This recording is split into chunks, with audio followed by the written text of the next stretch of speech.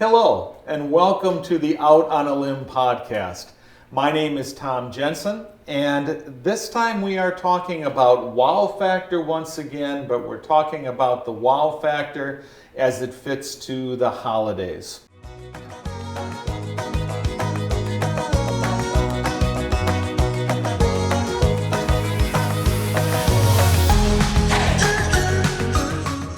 This is Deborah, one of our great designers that we have here at Vandehize, and she's going to help answer some questions today about how you make these and the things that go into it when we're talking about wreaths.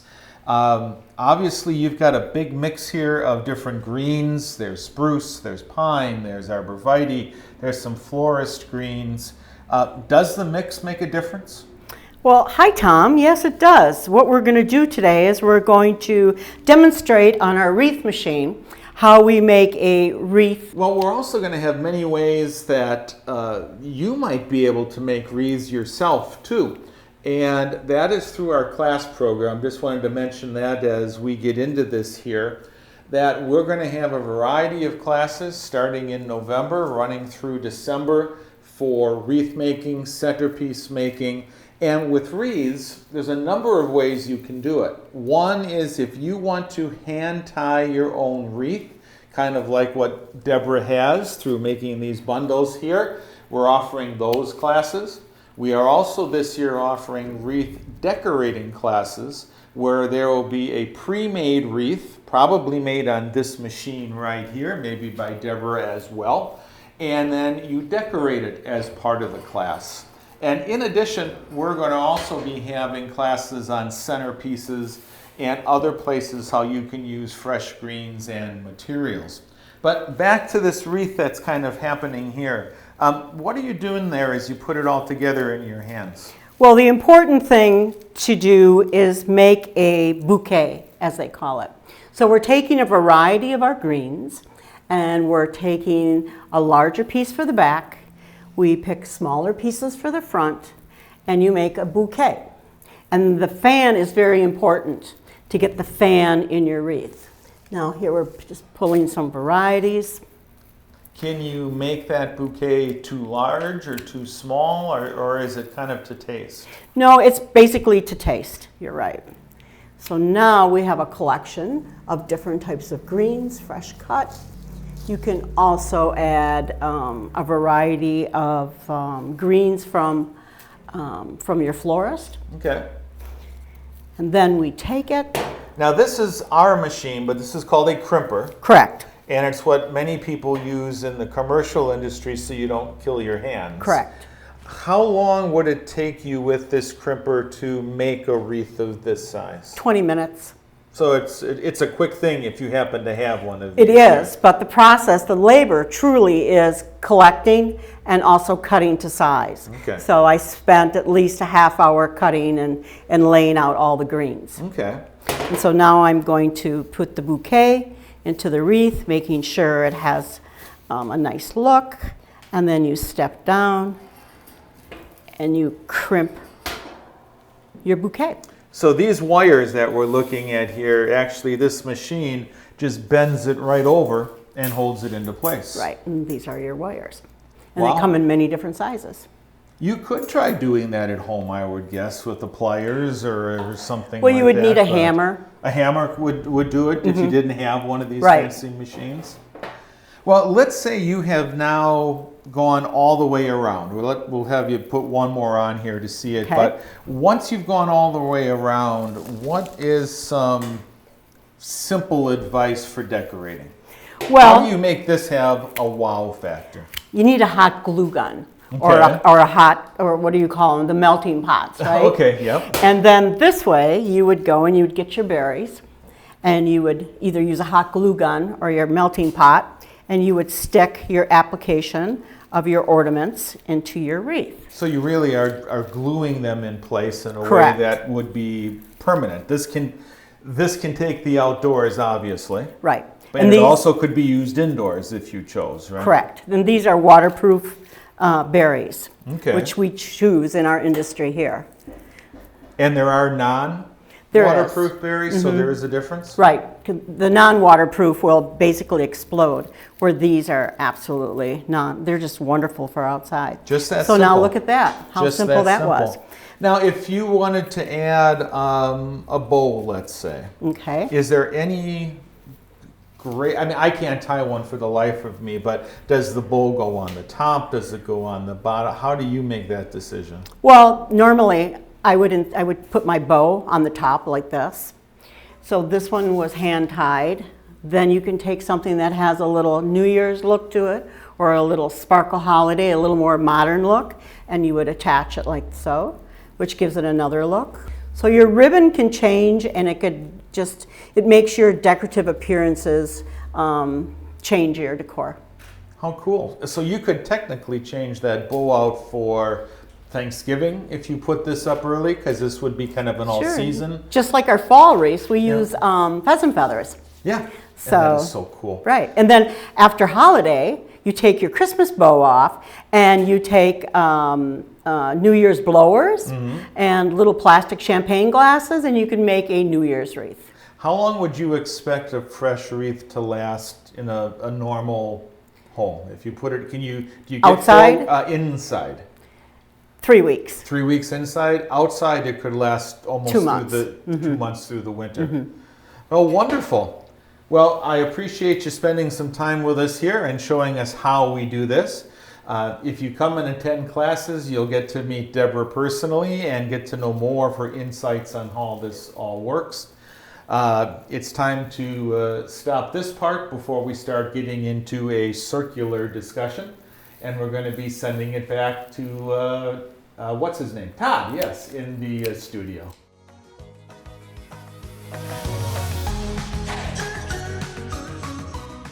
Hi there. Thanks again for joining us on the Landscaping Out on a Limb podcast. I'm Todd Trueblood from the Vanda High Company. With me again today is Tom Jensen, our industry expert, and another member of the Vanda High Company. You got it. How are we, Tom? I'm doing wonderful. Yourself? Not too bad. We haven't done this for a few months. Yeah, It's kinda nice. We've had some other people subbing in. Yeah, exactly. We've got to spread the wealth a little bit. So. I don't mind that at all. But I think the last time we talked, we were talking about the wow factor and what that Correct. means in landscaping. And then we're coming around to another time of year when that comes into effect.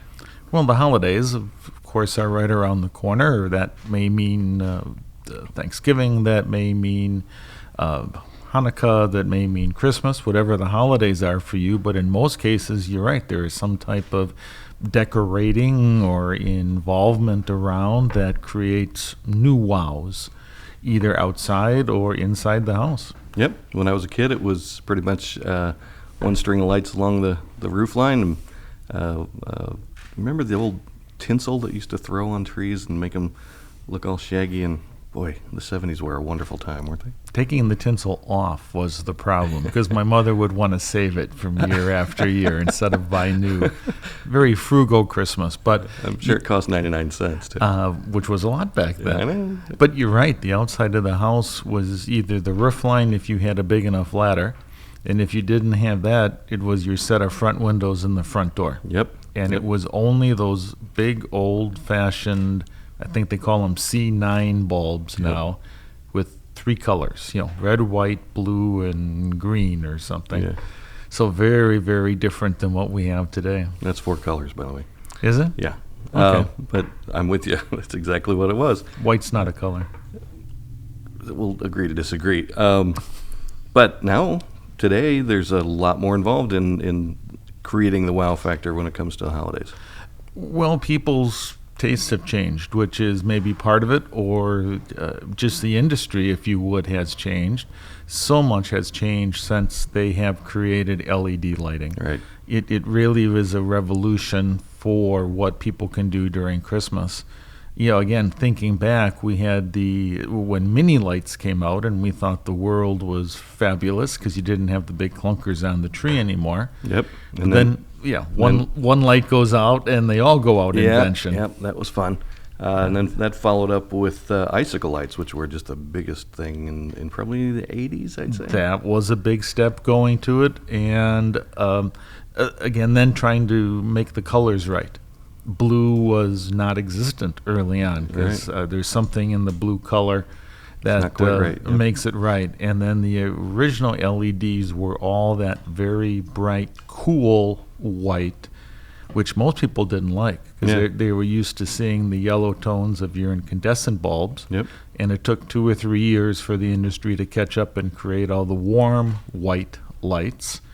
And now it's lights that change regularly, systems that you can adapt to music, systems where you literally can pick a color for every individual bulb at a certain time. You just wonder what the future is going to bring. Yep. Technology's done wonderful things in the last 30, 40 years. Sure has. So, but also the timing of this type of wow factor has come earlier and earlier. Well, at least I think so, and I hope you agree. Again, going back to when we were young. Can't remember it. Yeah, I can, actually.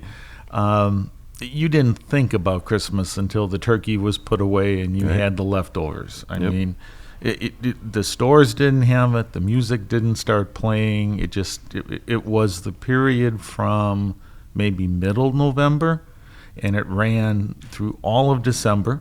And then with the 12 days of Christmas, which takes you into the early part of January, Christmas ran well into January. I went to a private school, a church school, but we had off into the first or second week of January. Nowadays the kids are back the day after New Year's. So there's been a shift in how long people want to create this wow or decorate for the holidays, and exactly what they're looking for. Thanksgiving has become something you incorporate into Christmas now. Yeah, and it was a tough thing for us older folks to get used to as far as Christmas coming earlier and earlier.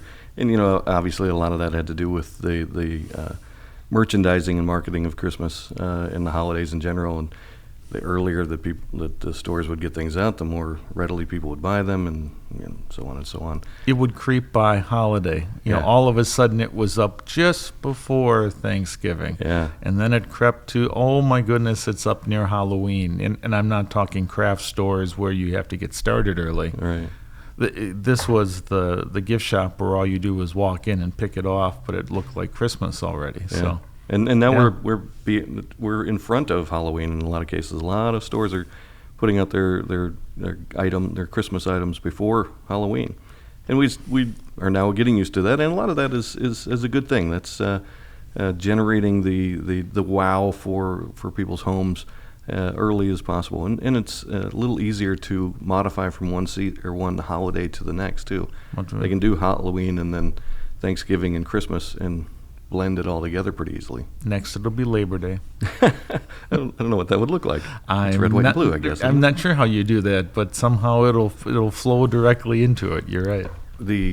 Like we said, the light display when we were young was pretty much the roof line, and there's so much more to it now with double wrapping of trees and more. We can do a lot more when it comes to lighting and decorating on homes.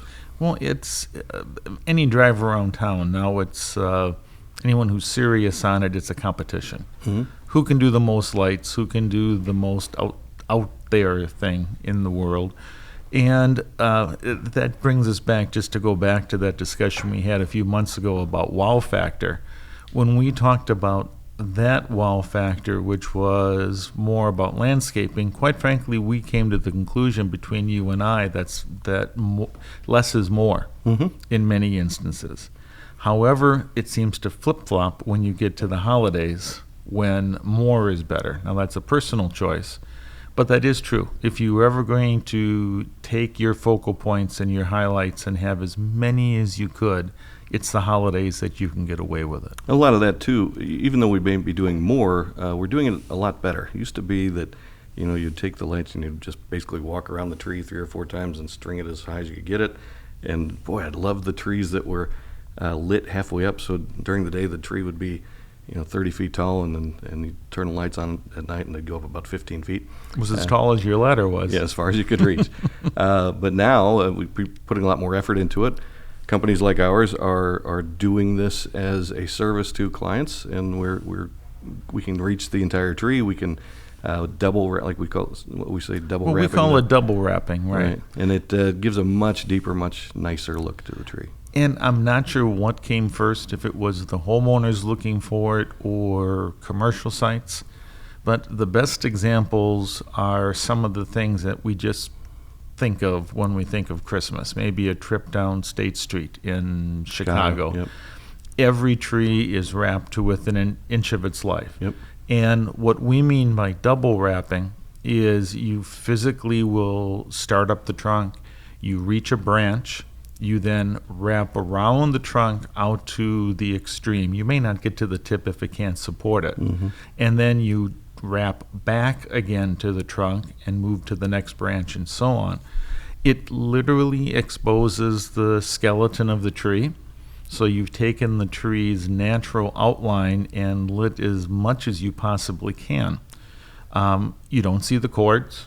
Nope. You oftentimes don't see the lights unless they're on. So if you're someone who takes their decorations down at Easter, it isn't quite as. I had an aunt who did that, just so you know. It can be out there and not be too offensive to many people. The only thing you have to remember with double wrapping is you've just wrapped a tree like a mummy. So you do have to take it off. You've got to take it off. Yeah, it's not going to be good for the tree if it starts to grow with that in place. But Right. But as far as the display and the wow factor of it, it knocks you out. When that tree is lit, Exactly. it glows, and you really get a nice presentation. Well, and you see a tree. Yeah, You don't see a trunk. You don't Right. see half the tree. Or you don't, if you just lit the outside of it, you don't see a gumdrop. You see exactly the whole tree. It's another one of my favorites was just wrapping the trunk with lights all the way up to where the branches Yes. start, and then you're done. I never got that one. I don't understand that. Still happens today. If you look, I'm they sure. make trunk lights too nowadays, Yeah. where you just have one set of lights that go on it. The other thing, though, with the double wrapping is it was extremely hard to do before we had in LED lights. Right. Yep. You can put 7,000 lights on a big tree. One of our clients was averaging 8,000 to 10,000 lights on his 2 trees in front of the house, and that's each. Mm-hmm. And we constantly had problems with blowing circuits. We worked with his electrician to put dedicated lines in.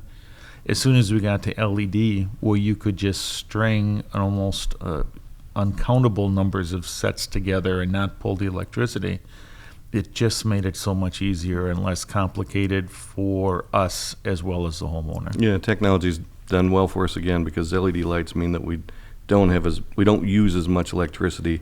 They burn without as much heat. They're just wonderful things for the environment and for the wow factor. Well, and the other thing you can do is actually, which you couldn't do with the one goes out, they all go out strings, Right. Yep. is you can custom cut their length. True. Yep. So oftentimes we have seen the home done, or when we grew up, where you needed 20 lights, but 25 came in the package. So if you did the roof line, you simply had 5 lights hanging down off the end of the gutter for no reason at all. Or where do I put these other 5 lights? Yeah, my dad used to tuck them in the rain gutter so you couldn't see So those. you couldn't. Yeah. Well, you see, now there's a creative way of doing it. A lot of people in my neighborhood just let them be. Yep. Now you can custom cut the lights to exactly what you need. So that we used the term they had pigtails was just what I always called it. But the pigtails disappear, and it's such a clean, crisp representation of a roof line of your home. It's more the traditional gingerbread house, where everything is just neat and sharp and looks good, and quite frankly, you could keep up past the holiday season as more of a winter display. Yep.